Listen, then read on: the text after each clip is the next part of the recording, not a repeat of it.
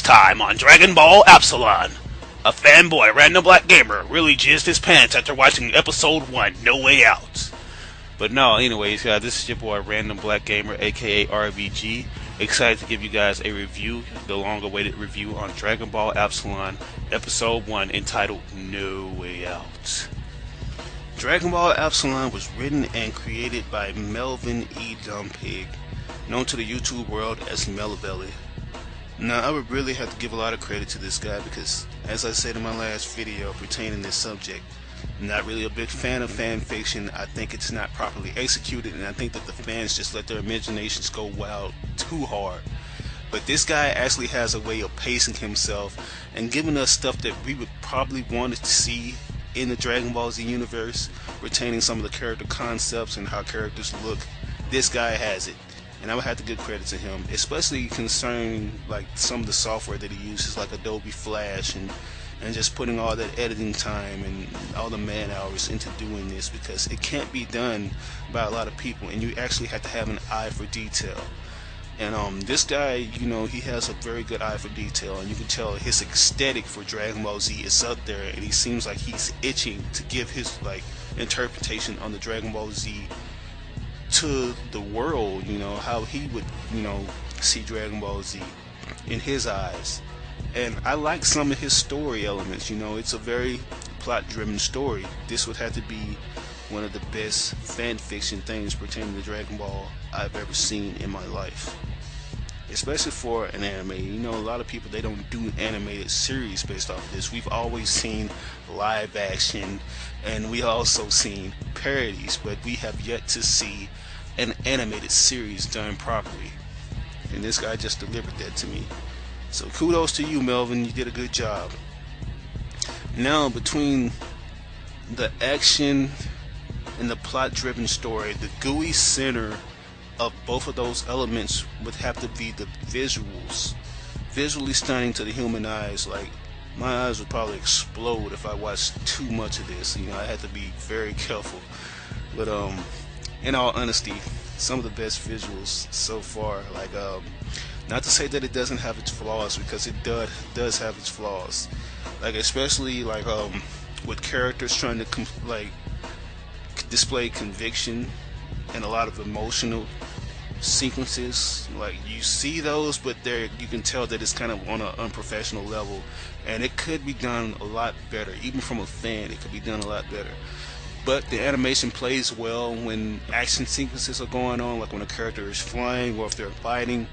It plays very well, but I like my animes to be like an emotional resonance, something that I could feel, and this just fails to deliver. Like, when characters are just standing there looking at each other, it doesn't really deliver that feel of conviction. You know, I don't want to see them just looking stiff like they're just drawn there. You know, I want to see movements of clothing. I want to see facial expressions move a little more. Even though it's Dragon Ball Z, and sometimes, you know, you're gonna have still facial expressions, I would like to see a little more. But you can tell that this guy has a good eye for detail, like regarding some of the environments. Like, I remember one scene where Gohan is flying. You can kind of see like the sun lit over the ocean or wherever he's flying over. It looks like a sheet of glass, and you can kind of see the curvature of the earth. You can see that literally. And this guy, I would like to say that he's probably inspired by a lot of movie visuals to do this. You know, he knows how physics should be, and like, this is how Dragon Ball Z would be in his eyes. That's what I like about it. That's what I'm intrigued to see, how Dragon Ball Z is presented through people's eyes. You know, I would have a different look for it, but I like what he's doing. It has a darker tone to it, like it's a movie, very serious this time around, and it's spaced 12 years after the events of GT. Now, when it comes to meat and GT, we're like vinegar and salt. We do not mix at all. GT does not mix good with me. I really hate talking about the series because I am not a big fan of GT. Let me just say this. I really didn't get the same feeling that I got from Dragon Ball Z with GT. You know, my aesthetic for GT was just dry. It was like below zero. Minus 9,000, over minus 9,000, negative. Just didn't like the series because it had inconsistencies everywhere. Inconsistencies in character growth, inconsistencies in power levels.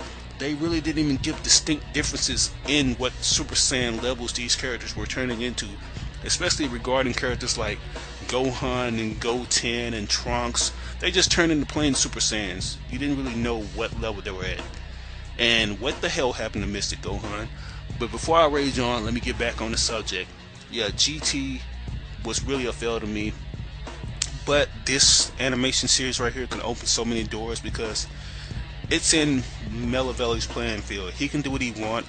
He can design cool characters as long as it has good pace. You know, I would really like to see good transformations with good pacing.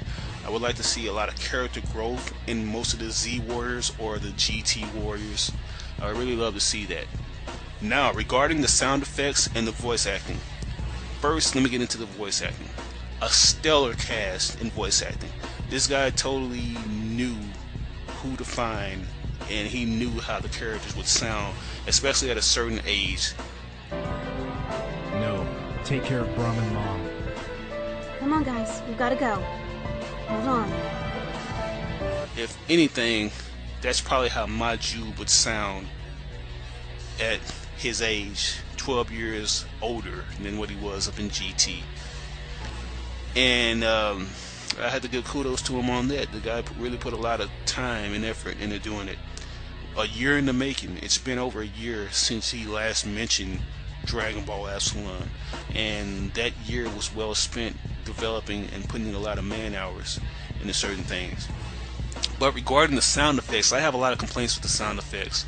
For one, it seems like the sound effects are kind of left out at certain places where there should be, and there's a lot of lag in between settings and like sessions where characters are stepping, where the footsteps don't fall into place with the visuals, like the sound effects don't fall into place with the visual footsteps, and there are a lot of lip lags.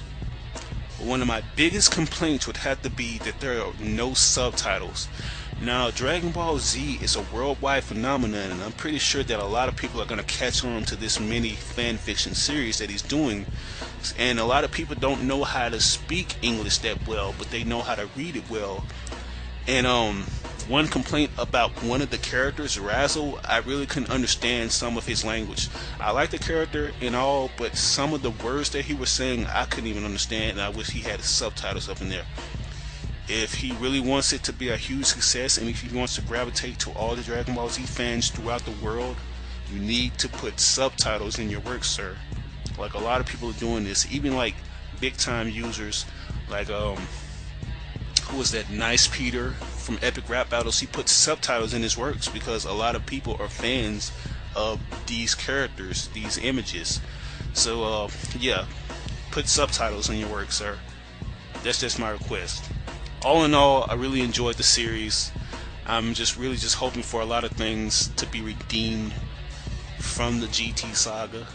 Maybe this will even make me go back and try to just put this story in with the GT saga, and I'll probably try to go back and watch GT again, even though it's my least favorite out of the whole series. It's not really considered canon material to me. But if I were to give this a rating, it would have to be an 8.5 out of 10. I really enjoyed it. I enjoyed the musical score that he put in it regarding some of the themes like Chala, Head-Chala, rearranged music, and some of the background music was just awesome, even though I've never heard it before. Very good presentation, sir. I like your credits, how the credits roll by on the openings and everything. Good job, Melavelli. You did a good job. Yeah, but 8.5 out of 10. Sorry I couldn't make this review more professional, but there was just so much to be said about this thing. Like, it's just has me so hyped. Anyways, it's your boy RBG, aka the Random Black Gamer, coming in a review for a Dragon Ball Absalon. I hope you guys enjoyed it, and if episode 2 or any more further episodes come out, ask me if you want me to review them. I'll consider doing that for you guys if you enjoyed this one. Peace out.